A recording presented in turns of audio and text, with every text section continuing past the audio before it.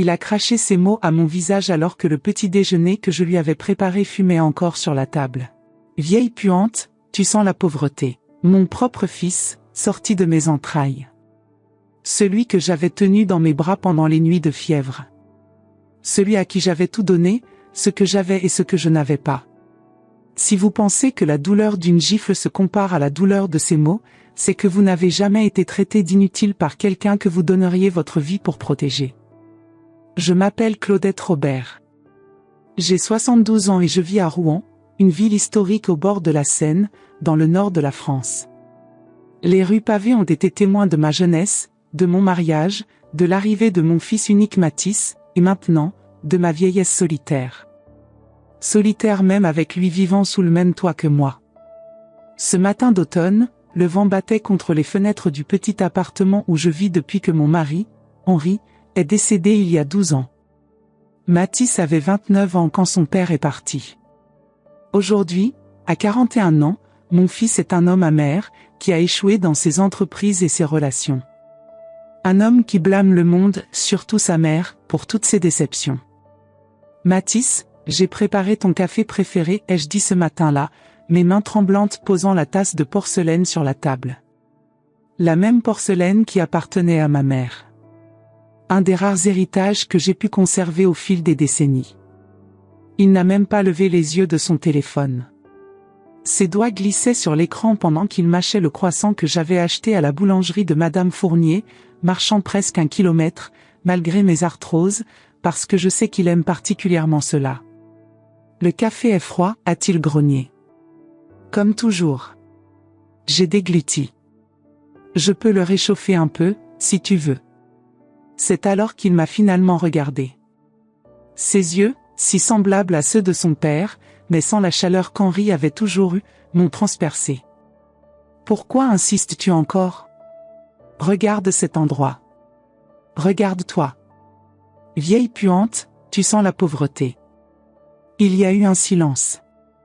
Le genre de silence qui résonne plus fort que n'importe quel cri.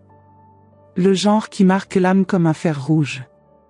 Ne me parle pas comme ça, Mathis, ai-je réussi à murmurer, sentant ma gorge se serrer et mes yeux brûler. Il a ri. Un rire sans joie. Quoi? Tu vas pleurer maintenant? C'est tout ce que tu sais faire. Pleurer et te lamenter depuis que papa est mort. Tu sais pourquoi il est mort? Pour se débarrasser de toi. À ce moment-là, quelque chose s'est brisé en moi. Ce n'était pas la première fois qu'il me traitait ainsi. Mais c'était la première fois que je réalisais, vraiment réalisais, que mon fils ne m'aimait plus. Peut-être ne m'avait-il jamais aimé. Et la vérité la plus dure, j'avais permis cela pendant trop longtemps. Sors, ai-je dit, ma voix plus ferme que je ne l'espérais. Quoi? Il semblait sincèrement surpris. Sors de mon appartement. Maintenant. Il a ri de nouveau. Ton appartement? Avec quel argent paierais-tu cet endroit sans moi? Tu as oublié que c'est moi qui te fais vivre? Que je paie tes factures? Le mensonge qu'il se répétait. Le mensonge que je lui avais laissé croire pendant des années. Par protection. Par amour. Pour un amour qui n'existait plus. Tu as 1 heure pour prendre tes affaires et partir, ai-je dit, me levant de table. Ou j'appellerai la police. Ses yeux se sont écarquillés, d'abord de choc, puis de colère. Tu n'oserais pas. Mets-moi à l'épreuve. C'est tout ce que j'ai répondu avant de marcher vers ma chambre et de verrouiller la porte. Ce que mon fils ne savait pas, ce que personne ne savait, c'est que ce petit appartement au cœur historique de Rouen n'était qu'un des 5 biens immobiliers que je possédais. Des propriétés acquises avec soin au fil des décennies, cachées derrière des entreprises et des investissements que mon défunt mari et moi avions discrètement construits. Mathis croyait que je dépendais de lui. Que son sacrifice de vivre avec sa mère âgée était ce qui me permettait d'avoir un toit au-dessus de ma tête. La vérité? J'aurais pu vivre dans un manoir au bord de la Seine. J'aurais pu engager des aides à domicile à temps plein. J'aurais pu voyager dans le monde entier. Mais j'ai choisi de rester. J'ai choisi de croire que mon fils pourrait encore changer. Que le doux garçon qui m'avait un jour appelé « maman » avec tant d'amour existait encore quelque part à l'intérieur de cet homme cruel. Maintenant, adossé à la porte de ma chambre, entendant les jurons et le bruit d'objets jetés de l'autre côté, j'ai réalisé qu'il était temps d'arrêter de me mentir à moi-même. J'ai pris mon téléphone portable et composé un numéro que j'utilisais rarement. Maître Dupont ? C'est Claudette Robert. J'ai besoin que vous prépariez quelques documents en urgence. Oui, à propos de cette affaire dont nous avons discuté l'année dernière. Il est temps. Vous pensez déjà connaître mon histoire ? Vous croyez savoir qui je suis ? Les paroles de mon fils ont résonné pendant des années dans mon esprit, mais ce qu'il ignorait à mon sujet allait tout changer. Ce que vous découvrirez ensuite vous fera peut-être vous demander, qui détient vraiment le pouvoir dans une famille ? Restez avec moi et vous verrez comment une femme de 72 ans peut garder des secrets capables de changer des destins. La vérité que mon fils a trouvée dans le testament, eh bien, ce n'est que le début point. 3 jours s'étaient écoulés depuis que Mathis était parti en claquant la porte de l'appartement. 3 jours d'un silence auquel je n'étais pas habitué. L'appartement, autrefois étouffant par sa présence colérique, semblait maintenant trop grand, trop vide. Mais je ne suis pas resté seul longtemps. Cet après-midi-là, la sonnette a retenti. Madame Robert, quel plaisir de vous revoir. Maître Dupont, mon avocat depuis plus de 3 décennies, est entré avec sa mallette en cuir italien et son costume impeccable. À 67 ans, il était l'un des rares à connaître toute l'étendue de mon patrimoine. Le café est prêt, Philippe, ai-je proposé, le conduisant à la petite table de la cuisine, la même où, quelques jours plus tôt, mon fils m'avait humilié une fois de plus. Les documents sont prêts, a-t-il dit, sortant un dossier de sa mallette. Êtes-vous sûr de cela, Claudette ? Ce n'est pas une décision à prendre sous le coup de l'émotion. J'ai pris une gorgée de café fort avant de répondre. Ce n'est pas une décision du moment. C'est quelque chose que j'aurais dû faire il y a des années. Je n'avais simplement pas le courage. Philippe a hoché la tête, compréhensif. Nous étions amis au-delà de la relation professionnelle. Il était présent aux funérailles d'Henri. Il a vu comment Mathis s'est transformé dans les années qui ont suivi. Comment mon fils a commencé à contrôler mes finances, ou ce qu'il pensait être mes finances, peu après la mort de son père. Il croit que cet appartement est votre seule propriété ? Que vous dépendez financièrement de lui ? A demandé Philippe, incrédule. C'est ce que je lui ai laissé croire. Henri et moi avons décidé que ce serait mieux ainsi. Protéger Mathis de lui-même. Mais il vous maltraite depuis des années, Claudette. J'ai regardé par la fenêtre. La cathédrale de Rouen se dressait majestueusement contre le ciel gris d'automne. Combien de fois y avais-je prié, demandant conseil, demandant des forces ? Henri a toujours été très intelligent avec les investissements et j'expliquais. Quand nous nous sommes rencontrés, je travaillais comme agent immobilier. Lui, comme ingénieur. Nous avons commencé à investir chaque centime que nous pouvions. D'abord un petit appartement à louer. Puis un autre. Un petit immeuble commercial. Avec le temps, nous avons constitué un patrimoine considérable. Que vous avez gardé secret pour votre propre fils. J'ai soupiré. Quand Mathis avait 19 ans, il a demandé de l'argent. Une somme considérable pour une affaire garantie, comme il disait. Henri voulait lui donner, il croyait au potentiel de son fils. J'ai insisté pour que nous ne lui prêtions que la moitié de ce qu'il demandait. Pour qu'il apprenne la responsabilité. Et que s'est-il passé ? Il a tout perdu en moins de 6 mois. Jeu d'argent. Nous l'avons découvert par hasard. Quand il a été confronté, au lieu d'admettre son erreur, il est devenu furieux. Il a dit que nous étions mesquins, que nous ne croyions pas en lui, que si nous lui avions donné la somme totale, il aurait réussi. Philippe a lentement hoché la tête. Et après cela ? Après cela, Henri et moi avons décidé de protéger notre patrimoine. Pas de Mathis, mais pour Mathis. Nous croyions qu'un jour il mûrirait. Qu'il comprendrait la valeur du travail, de la persévérance. qu'il deviendrait responsable. Mais cela ne s'est jamais produit. J'ai secoué la tête, sentant le poids des larmes non versées. Non. Et quand Henri est décédé, j'ai maintenu le mensonge. J'ai laissé Mathis croire que la petite pension que je reçois était mon seul revenu. Que j'avais besoin de lui pour survivre. Pourquoi? La question que je me suis posée des milliers de fois. Parce que j'avais de l'espoir, Philippe. L'espoir que prendre soin de sa mère, nécessiteuse, éveillerait quelque chose de bon en lui. Que la responsabilité le transformerait en l'homme dont Henri rêvait qu'il devienne. Philippe a pris ma main ridée entre les siennes. Et maintenant? Maintenant c'est fini. J'ai permis cela trop longtemps. Le manque de respect. Les abus verbaux. Les petites cruautés quotidiennes. J'ai fait semblant de ne pas remarquer quand de l'argent disparaissait de mon portefeuille. Quand il vendait des objets de la maison. Tout pour maintenir mon illusion qu'un jour, ma voix affaiblie. Philippe a attendu patiemment que je me ressaisisse. Un jour, il comprendrait que l'amour n'est pas une obligation. Que la famille n'est pas un fardeau. Que je méritais le respect non pas parce que je suis sa mère, mais parce que je suis un être humain. J'ai pris le stylo que Philippe m'offrait et j'ai signé les documents un par un. Modification du testament. Transfert de propriété. Nouveau bénéficiaire. Êtes-vous sûr de ne pas vouloir tout lui révéler maintenant? Le choc pourrait être éducatif, a suggéré Philippe, avec une légère note d'ironie. J'ai secoué la tête. Non. Certaines leçons ne viennent qu'avec le temps. Et certaines, malheureusement, ne viennent que trop tard. Quand Philippe est parti, je suis restée assise seule dans la cuisine pendant longtemps. Le soleil commençait à se coucher, lançant des rayons dorés à travers la fenêtre.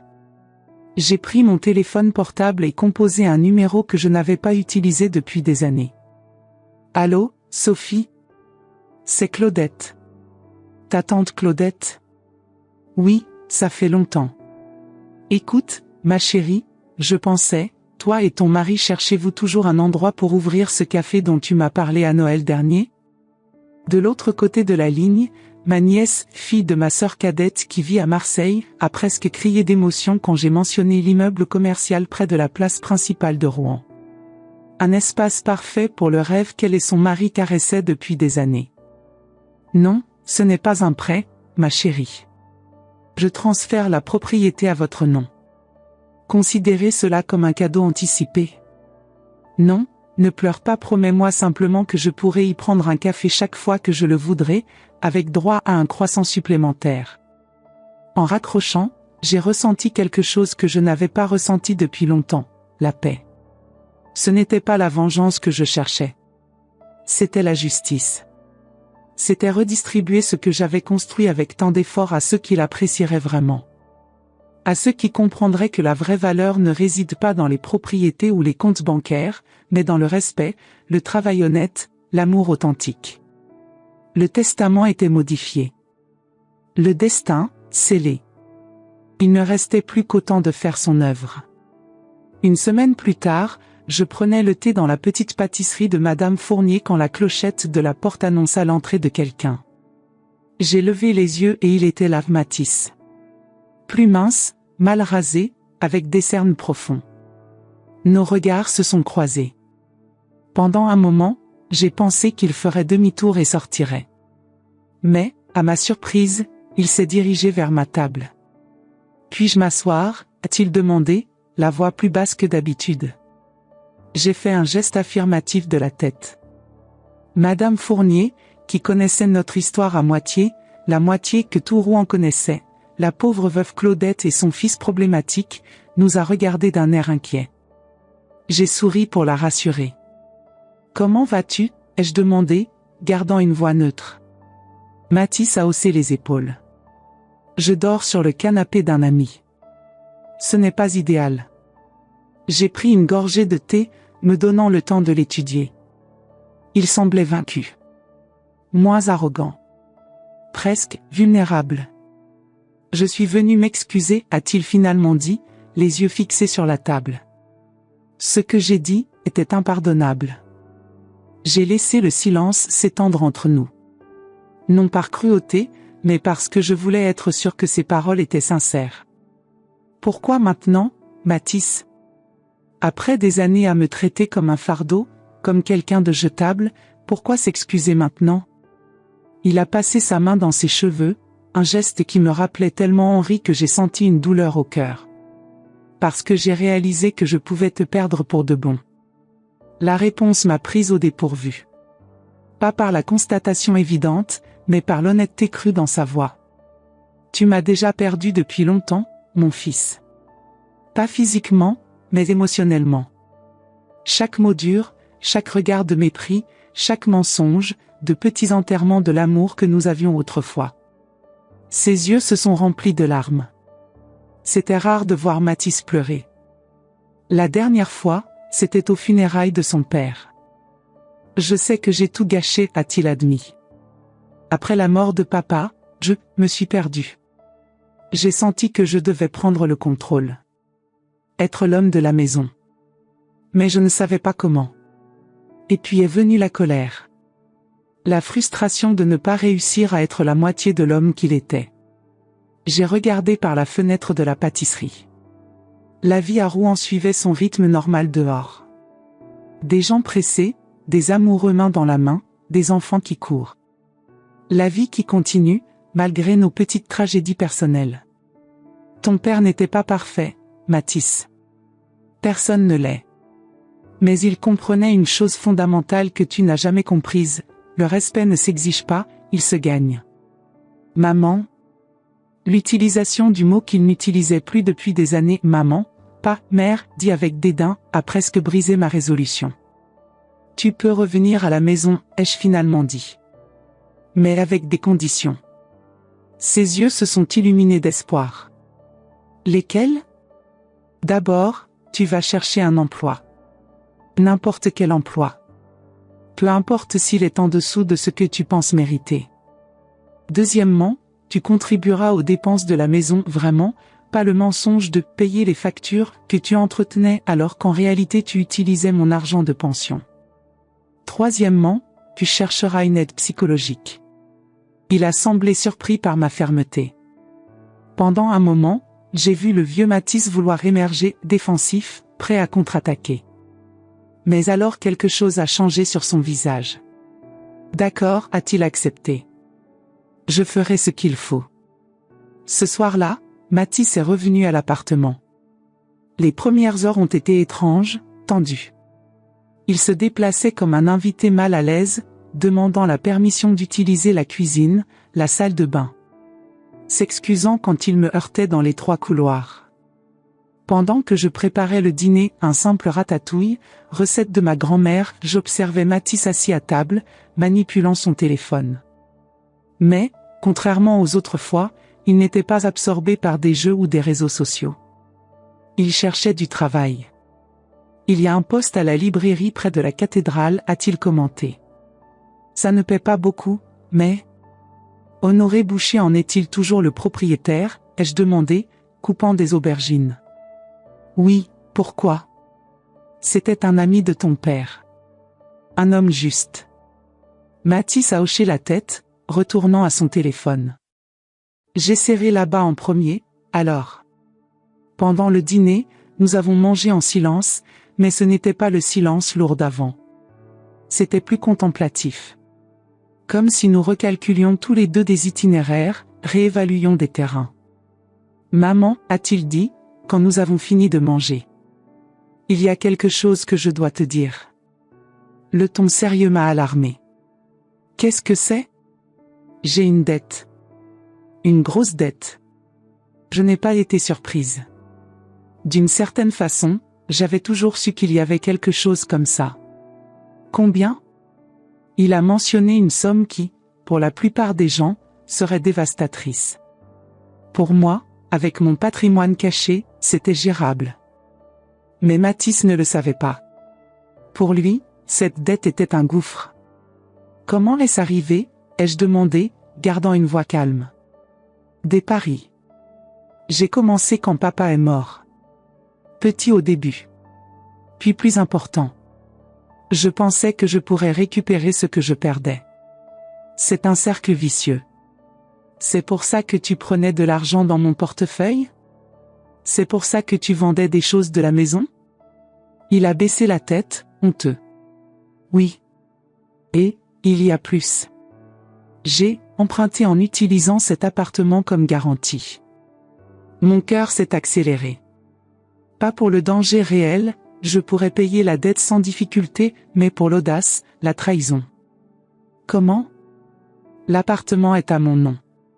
J'ai falsifié ta signature. Le créancier n'a pas vérifié correctement. J'étais désespéré. Le silence qui a suivi était assourdissant. Mathis gardait la tête baissée, incapable de me regarder en face. Qui est le créancier? Ai-je finalement demandé. Un homme appelé Laurent Mercier. J'ai immédiatement reconnu le nom. Laurent Mercier, un usurier connu dans certains cercles de Rouen. Un homme dangereux. Tu as une semaine pour payer, ou il. Ou il quoi, Mathis? Ou il prend l'appartement. Et si ce n'est pas suffisant, eh bien, il a d'autres méthodes. Je me suis levé de table et suis allé à la fenêtre. La nuit était complètement tombée sur Rouen. Les lumières de la ville scintillaient comme des étoiles terrestres. Demain matin, nous irons à la banque, ai-je dit, sans me retourner. Je vais te donner l'argent pour payer cette dette. Maman, ta pension ne serait pas suffisante, même en année. Ne pose pas de questions, ai-je interrompu. Remercie simplement et accepte que ce soit la dernière fois que je résous tes problèmes financiers. Cette nuit-là, allongé dans mon lit, j'ai réfléchi au chemin qui nous avait menés là. Mathis n'était pas un monstre. C'était un homme faible qui n'avait jamais appris à gérer ses propres échecs. Un homme qui, comme tant d'autres, avait trouvé dans la cruauté une façon de masquer sa propre impuissance. Demain, je paierai sa dette. Mais je ne révélerai pas encore l'étendue de ma fortune. Certaines vérités doivent être dosées. Certaines leçons doivent être apprises lentement. Ma décision était prise, Mathis aurait une dernière chance. Une vraie chance de se racheter, de grandir, non pas pour l'argent qu'il pourrait hériter, mais pour la personne qu'il pourrait devenir. Et s'il échouait à nouveau? Eh bien, le testament était déjà modifié. Et Sophie, ma nièce, planifiait déjà la décoration de son futur café. 3 mois s'étaient écoulés depuis cette nuit de confession. L'hiver était arrivé à Rouen, couvrant la ville d'un manteau blanc qui adoucissait même les arêtes les plus dures de l'architecture médiévale. Mathis avait obtenu l'emploi à la librairie d'Honoré Boucher. Il avait commencé par organiser les étagères, puis était passé à la caisse. Récemment, Honoré l'avait promu pour aider avec les commandes et les événements littéraires. Le salaire n'était pas élevé, mais il était honnête. Et plus important, c'était le sien. Notre cohabitation s'était considérablement améliorée. Les discussions étaient rares, le respect mutuel grandissait jour après jour. Mathis contribuait maintenant aux dépenses de la maison, pas beaucoup, mais le symbolisme importait plus que la valeur. Et il tenait sa promesse de chercher de l'aide. 2 fois par semaine, il allait aux réunions des joueurs anonymes dans la salle paroissiale près de la cathédrale. 1 fois par semaine, il consultait une psychologue. Ce matin de janvier, je préparais le café quand Mathis est entré dans la cuisine, déjà habillé pour le travail. « Bonjour, maman » a-t-il dit, embrassant mon front, un geste qui était devenu habituel ces derniers mois. « Bonjour, mon fils. Tu as bien dormi? » « Oui. J'ai fait un rêve étrange avec papa. J'ai arrêté ce que je faisais. » « Quel genre de rêve? » Mathis s'est servi du café avant de répondre. « Nous pêchions, comme nous le faisions quand j'étais petit. Tu te souviens de ce lac près de Giverny? » J'ai acquiescé. Henri adorait pêcher, bien qu'il attrapât rarement quelque chose. Dans le rêve, papa me disait de regarder au-delà de la surface de l'eau. Que les poissons étaient là, mais que je devais avoir de la patience et de la sagesse pour les voir. Mathis a souri. Classique papa, toujours avec ses métaphores. J'ai souri aussi, ressentant cette douce douleur que les souvenirs d'Henri apportaient toujours. Ton père était un homme sage à sa manière, ai-je commenté, plaçant des croissants frais sur la table. Il a toujours cru que tu trouverais ton chemin éventuellement. J'ai mis du temps, n'est-ce pas, a dit Mathis, avec une touche de mélancolie. J'ai gaspillé tant d'années. Il n'est jamais trop tard pour recommencer, mon fils. Nous avons pris le petit déjeuner en parlant de choses triviales, le livre que Mathis lisait pour un club de lecture de la librairie, la nouvelle recette de tarte que je voulais essayer, le temps qui promettait plus de neige pour le week-end. C'était une matinée comme tant d'autres ces derniers mois. Tranquille. Normale. Presque heureuse. Jusqu'à ce que la sonnette retentisse. Tu attends quelqu'un, a demandé Mathis, fronçant les sourcils. Ce doit être Madame Fournier. J'ai promis de lui prêter mon moule à gâteau. Je me suis levée pour répondre, mais quand j'ai ouvert la porte, ce n'était pas la voisine qui était là. C'était Philippe Dupont, mon avocat, avec une expression grave sur le visage. Claudette, nous devons parler de toute urgence, a-t-il dit, entrant sans attendre d'invitation. Il s'est arrêté en voyant Mathis dans la cuisine. Ah. Il est ici. Philippe, ai-je salué, essayant de cacher ma surprise. Voici mon fils, Mathis. Mathis, voici Maître Dupont, ami de la famille. Les deux hommes ont échangé des salutations tendues. Mathis a clairement senti que quelque chose n'allait pas. J'étais sur le point de partir pour le travail, a-t-il dit, prenant son manteau. Ce fut un plaisir, monsieur Dupont. En fait, Philippe a interrompu, c'est bien que vous soyez ici, Mathis. Ce dont j'ai à discuter vous concerne tous les deux. Un frisson a parcouru mon échine. Quelque chose dans le ton de Philippe m'a alarmé. Que s'est-il passé, ai-je demandé, les conduisant de nouveau à la table de la cuisine. Philippe a posé sa mallette sur la table et en a sorti plusieurs documents. J'ai reçu un appel hier soir d'un des locataires de l'immeuble de la rue Lafayette. Il y a eu un incendie. Un incendie, ai-je répété, sentant mon sang se glacer. L'immeuble de la rue Lafayette était l'un de mes plus grands investissements, un bâtiment Art Nouveau avec 8 appartements et 2 boutiques au rez-de-chaussée. Oui. Il a commencé dans l'une des boutiques, apparemment un court-circuit. Les pompiers ont réussi à le contrôler avant qu'il ne se propage trop, mais il y a des dommages considérables au premier étage. Mon Dieu! Quelqu'un a-t-il été blessé? Heureusement non. Mais il y a un autre problème. Philippe a regardé significativement Mathis. L'assureur remet en question la couverture parce qu'il y a eu une tentative récente de modifier la police. Une tentative frauduleuse. Mathis, qui était resté debout, s'est appuyé contre le comptoir de la cuisine. Je ne comprends pas. Quel immeuble rue Lafayette? Maman ne possède aucun immeuble. Le moment était venu. Plutôt que je ne l'avais prévu, dans des circonstances que je ne souhaitais pas, mais c'était peut-être mieux ainsi. Assieds-toi, Mathis, ai-je demandé. Il y a quelque chose que tu dois savoir. Dans les 30 minutes qui ont suivi, avec l'aide de Philippe, j'ai tout expliqué à mon fils. Les investissements qu'Henri et moi avions faits au fil des ans. Les 5 propriétés à Rouen et aux alentours. Les comptes dans des banques suisses et luxembourgeoises. La fortune que j'avais gardée cachée pendant si longtemps. Le visage de Mathis est passé de la confusion à l'incrédulité, puis à quelque chose de plus complexe, un mélange de honte, de colère, et finalement, de compréhension. Tout ce temps, a-t-il murmuré, passant ses mains sur son visage. Tout ce temps, tu as fait semblant d'avoir besoin de moi financièrement. Tu as fait semblant d'être pauvre. Je n'ai pas fait semblant d'être pauvre, Mathis. J'ai choisi de vivre simplement. Il y a une différence. Mais pourquoi? Pourquoi me cacher cela? J'ai échangé un regard avec Philippe, qui a légèrement acquiescé. Au début, après que tu as perdu cet argent à 19 ans, ton père et moi avons décidé qu'il serait préférable de protéger le patrimoine jusqu'à ce que tu mûrisses financièrement.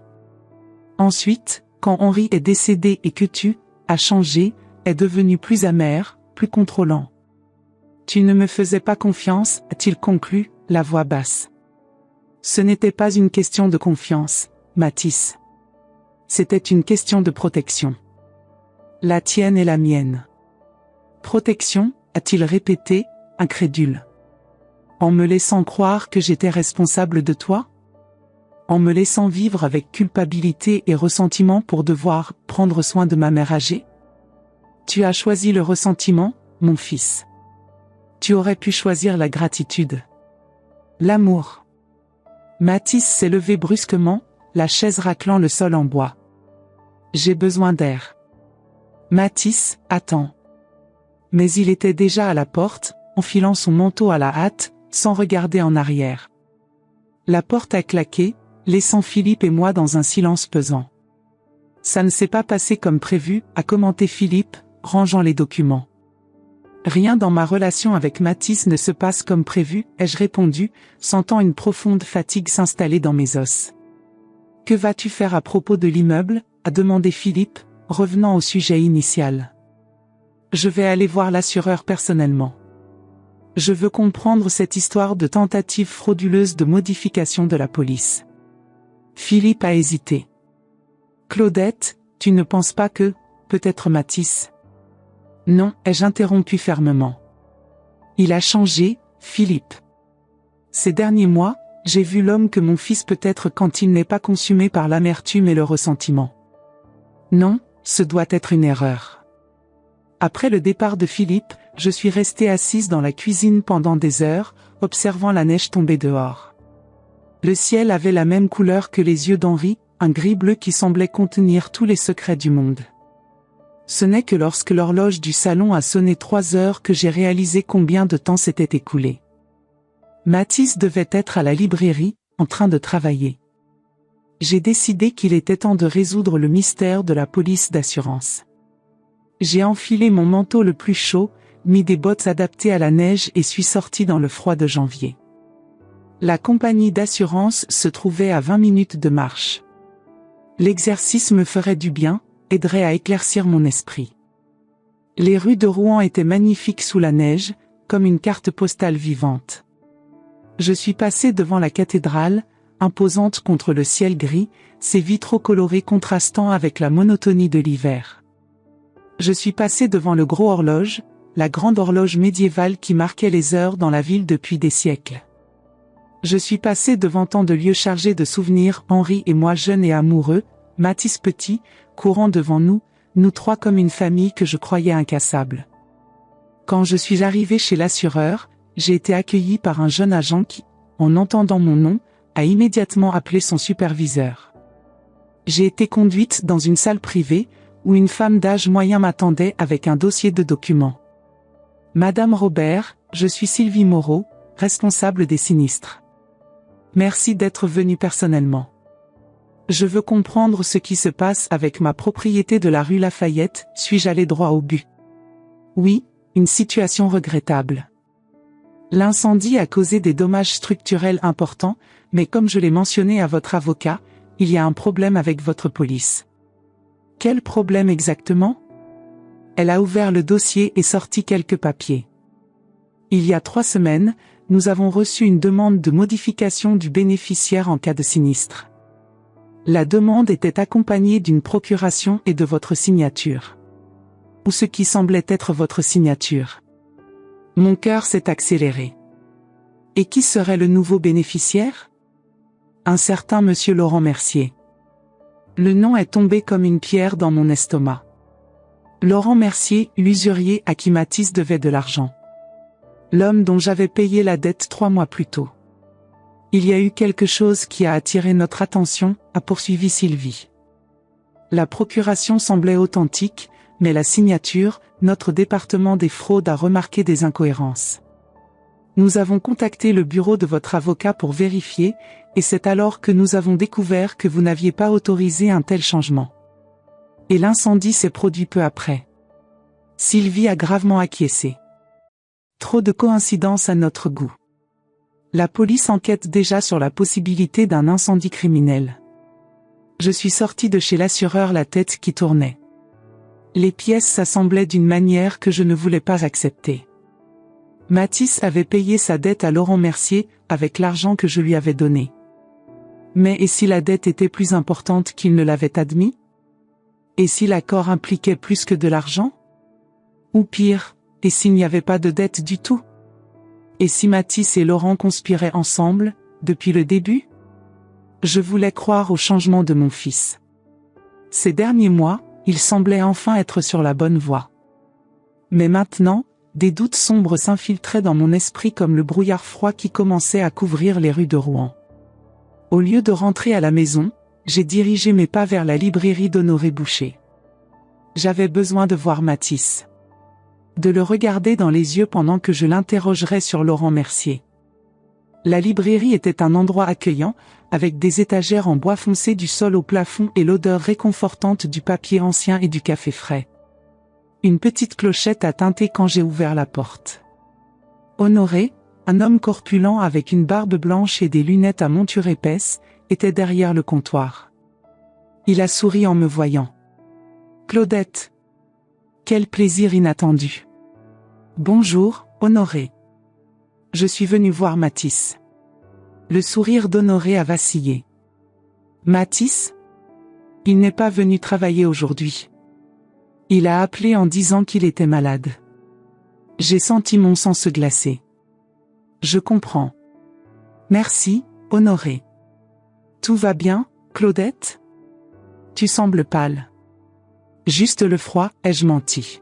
« Prends soin de toi, Honoré. » Je suis sorti de la librairie d'un pas pressé. La nuit commençait à tomber, les lumières de la ville s'allumant une à une. Le brouillard s'était intensifié, enveloppant Rouen dans une étreinte fantomatique. J'étais à mi-chemin de la maison quand mon téléphone a sonné. C'était un numéro inconnu. « Allô ? Madame Robert ?» Une voix masculine, grave et rauque. « J'ai quelque chose qui vous appartient. » « Qui est-ce ? » ?»« Laurent Mercier. Et votre fils est avec moi. » Le monde semblait s'arrêter. « Que voulez-vous ? » ?»« Une conversation. En personne. Venez à l'entrepôt abandonné dans la zone portuaire. Vous savez lequel. Venez seul. Si vous faites du mal à mon fils. Madame, je crois qu'il y a eu un malentendu. Votre fils n'est pas ma victime. C'est mon associé. L'appel a été terminé, me laissant debout sur le trottoir couvert de neige, tremblant non de froid, mais d'une terrible réalisation. L'entrepôt abandonné. Je le connaissais bien. C'était l'une des propriétés qu'Henri et moi avions envisagé d'acheter des années auparavant, avant d'abandonner en raison des complications juridiques avec la mairie. J'ai appelé un taxi. Pendant le trajet, j'ai essayé plusieurs fois d'appeler Philippe, mais je tombais toujours sur sa messagerie vocale. J'ai laissé un message expliquant la situation, donnant l'adresse de l'entrepôt et lui demandant d'appeler la police s'il n'avait pas de mes nouvelles dans 1 heure. Le taxi m'a déposé à un pâté de maison du lieu. J'ai continué à pied, la neige tombant maintenant plus intensément, effaçant mes pas dès qu'ils étaient faits. L'entrepôt était une structure immense et décrépite au bord de la Seine. C'était une usine textile au XIXe siècle, puis un entrepôt, et maintenant il était abandonné depuis des décennies, attendant une revitalisation de la zone portuaire qui n'arrivait jamais. Une porte latérale était entr'ouverte. Un piège évident, mais je n'avais pas le choix. L'intérieur était caverneux et glacial. Le peu de lumière qui entrait par les fenêtres sales révélait d'anciennes machines couvertes de bâches, des piles de caisses et des graffitis occasionnels sur les murs écaillés. « Bonjour » ai-je appelé, ma voix résonnant dans l'espace vide. « Ici, maman. » J'ai suivi la voix de Mathis jusqu'à un espace plus ouvert au centre de l'entrepôt. Il était assis sur une chaise, sans lien, sans signe de violence. À ses côtés, un homme grand et mince aux cheveux grisonnants coiffé en arrière fumait une cigarette. « Laurent Mercier, ai-je présumé. »« Bien que vous soyez venu, Madame Robert, » a dit Laurent, sa voix correspondant à celle que j'avais entendue au téléphone. « Veuillez vous joindre à nous. » Il y avait une 3e chaise positionnée face aux 2 autres. Un arrangement soigneusement mis en scène. « Qu'est-ce que c'est, Mathis ?» ai-je demandé, restant debout. L'assureur m'a parlé de la tentative de fraude. De l'incendie. Mathis ne pouvait pas me regarder dans les yeux. Personne ne devait être blessé. Heureusement, personne n'a été blessé, a acquiescé Laurent, tirant sur sa cigarette. Votre fils est beaucoup de choses, Madame Robert, mais pas un assassin. Qu'est-il alors? Un fraudeur? Un incendiaire? Un imbécile, a répondu Laurent, avec un sourire froid. Un imbécile qui a cru pouvoir me tromper. Je ne voulais pas t'impliquer là-dedans, maman, a finalement parlé Mathis, sa voix brisée.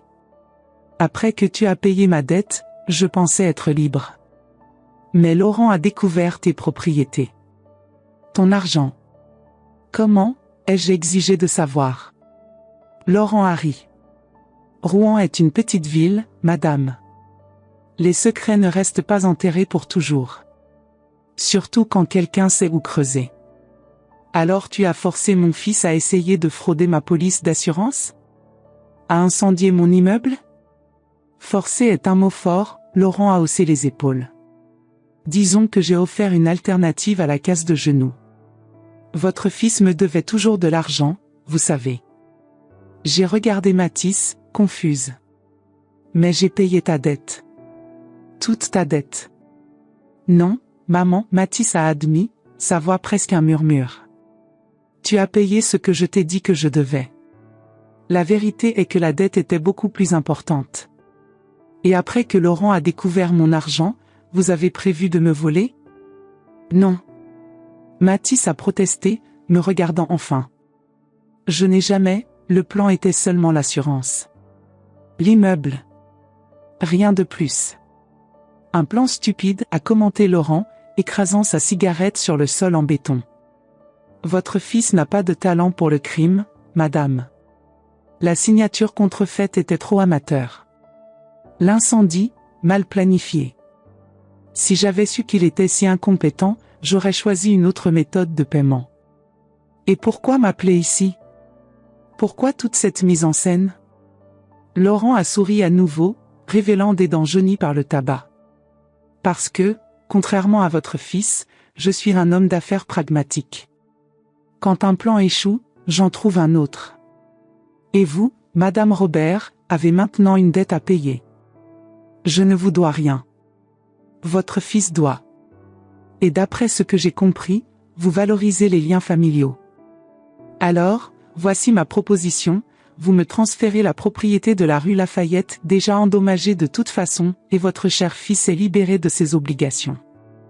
Tout le monde y gagne. Et si je refuse? Le sourire de Laurent a disparu.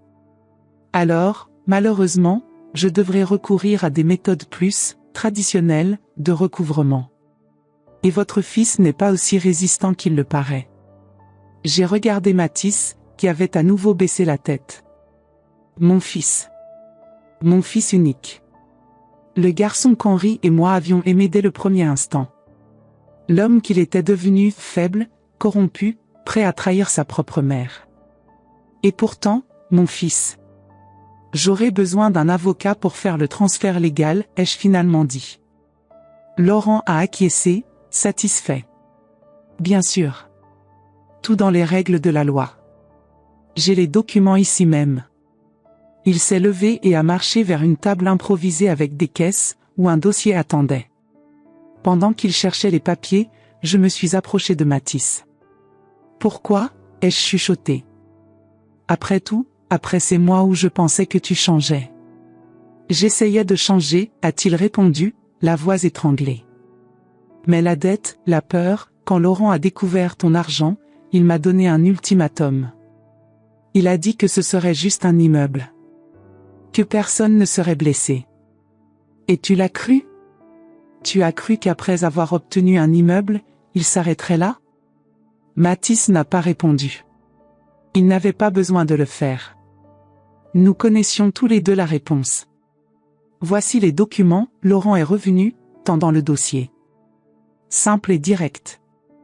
Vous transférez l'immeuble à ma société, je fournis une quittance totale des dettes de votre fils. J'ai pris le dossier, faisant semblant d'examiner les papiers. En réalité, je gagnais du temps. Le bouton d'urgence sur ma montre, un cadeau de Philippe après un cambriolage il y a quelques années, avait déjà été pressé. La police devait être en route. Cela semble en ordre, ai-je commenté, rendant le dossier. Mais avant de signer, j'ai une question pour mon fils. Laurent a haussé les épaules. À votre guise. J'ai regardé directement dans les yeux de Mathis. Après tout cela, penses-tu toujours que je sens la pauvreté? La question l'a pris au dépourvu. J'ai vu la honte, la douleur et le regret traverser son visage. Maman, je... À ce moment, des sirènes ont retenti au loin, se rapprochant rapidement. Laurent a juré, prenant le dossier. Vous avez appelé la police. Pas exactement, ai-je répondu, gardant mon calme. Ma montre a un bouton d'urgence. Déclenchement automatique. Vous allez le regretter, Laurent a menacé, reculant vers une sortie latérale. La police encercle déjà les lieux, ai-je menti, espérant que c'était vrai. Il n'y a nulle part où fuir. Laurent a hésité, calculant ses chances. Puis, d'un mouvement rapide, il a attrapé Mathis par le col. Votre fils vient avec moi. Une assurance jusqu'à ce que je sois assez loin. Non, ai-je crié, avançant dans sa direction. Ce qui s'est passé ensuite a été si rapide que j'ai à peine pu le traiter. Mathis, dans un éclair de courage que je n'attendais pas, a frappé Laurent d'un coup de tête. L'homme a trébuché en arrière, lâchant Mathis et le dossier. Mathis a trébuché, tombant à mes côtés. Cours, maman, a-t-il crié, essayant de se relever. Laurent s'était remis et avançait maintenant vers nous, le visage déformé par la colère. De son manteau, il a sorti quelque chose qui brillait dans la pénombre de l'entrepôt, un couteau. Vous deux n'allez nulle part, a-t-il grogné. Tout a semblé ralentir. J'ai vu Laurent avancer avec le couteau. J'ai vu Mathis se placer entre nous, me protégeant de son corps. J'ai vu le moment exact où la lame a atteint mon fils dans l'abdomen. Un cri s'est échappé de ma gorge. Au même instant, la porte principale de l'entrepôt a été enfoncée, et des lumières de lampes de poche ont coupé l'obscurité. Police! Ne bougez plus! Laurent a tenté de fuir, mais a été rapidement encerclé. J'étais déjà agenouillé à côté de Mathis, qui était tombé au sol, une tache sombre s'étendant sur sa chemise. Mathis, non, s'il te plaît, non, ai-je supplié, pressant la blessure avec mes mains tremblantes. Maman, a-t-il murmuré, sa voix faible. Je suis désolé. Pour tout. Ne parle pas, mon fils. Garde tes forces. L'aide arrive déjà. Il a essayé de sourire, mais c'était une grimace de douleur. Tu n'as jamais senti la pauvreté. Tu as toujours été la personne la plus riche que j'ai connue. Chut, ai-je chuchoté, des larmes coulant sur mon visage ridé. Tout ira bien.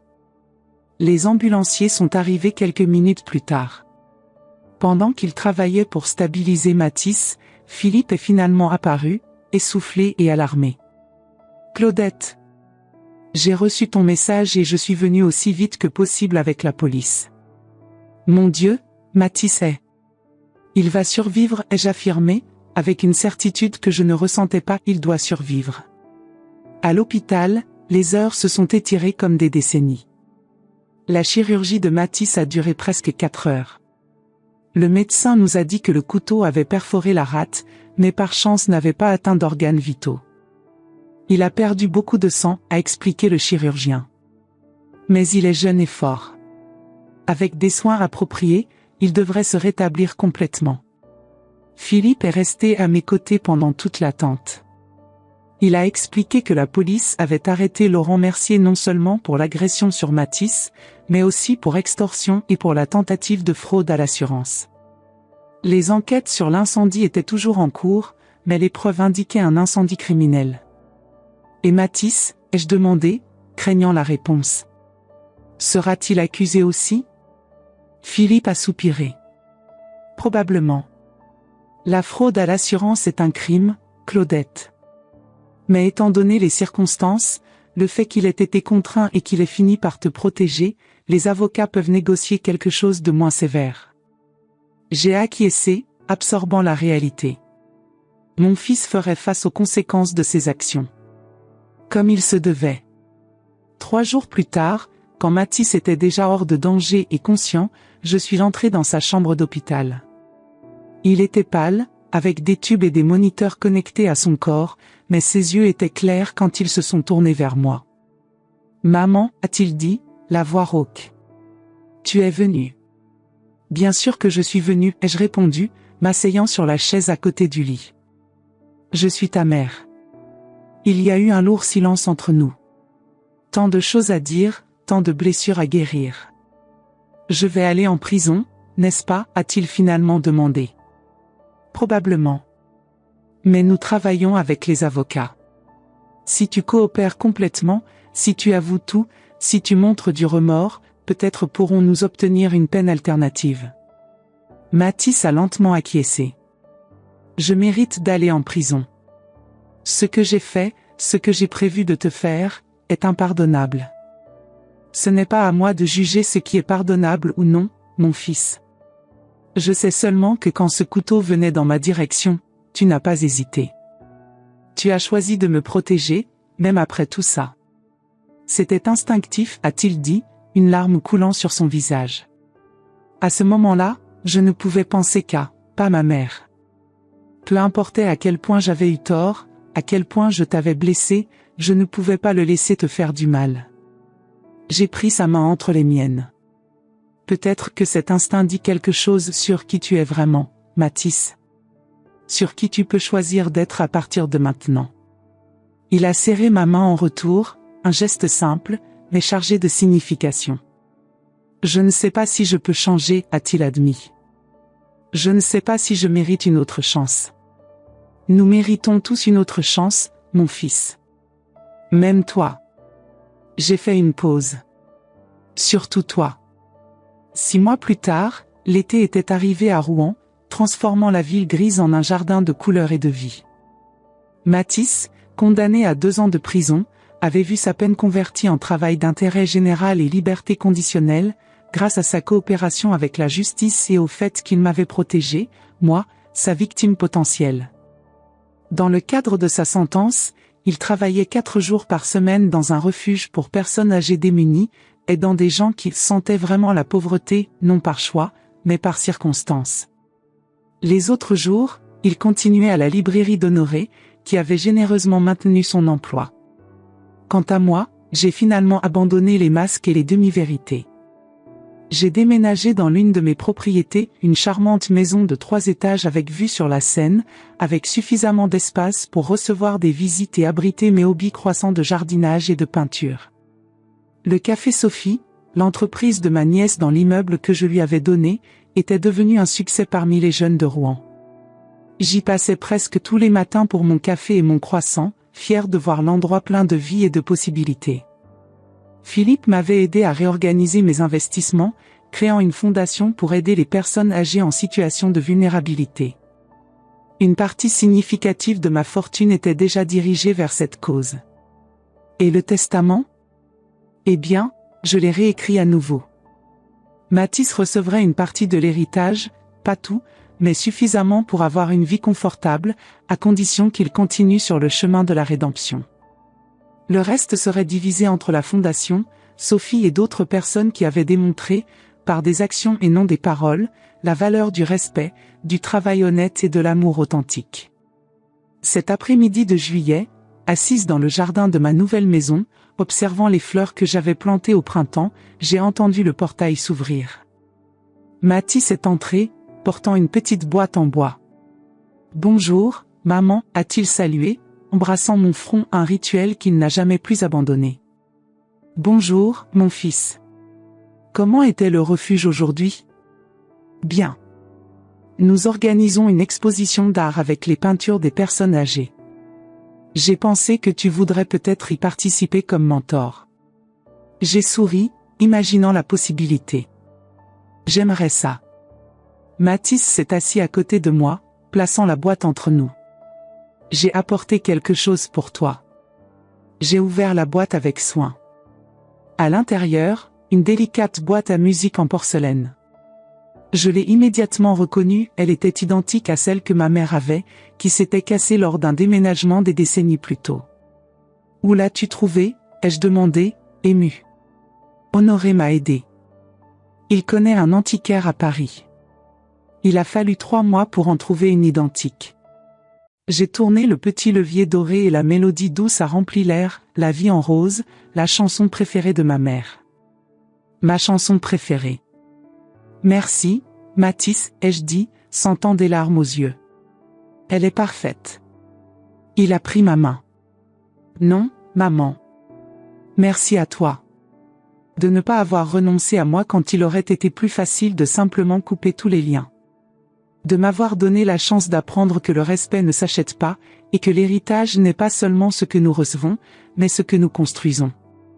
Assis là, dans le jardin fleuri, avec la musique délicate emplissant l'air, j'ai réalisé que nous avions finalement trouvé quelque chose que tout l'argent du monde ne pourrait acheter, la paix. Une paix construite non sur des illusions ou des mensonges, mais sur des vérités dures et des choix difficiles. Sur le pardon, pas celui accordé facilement, mais celui gagné jour après jour, avec de petits gestes et de grands changements. Mathis avait encore un long chemin à parcourir. Moi aussi.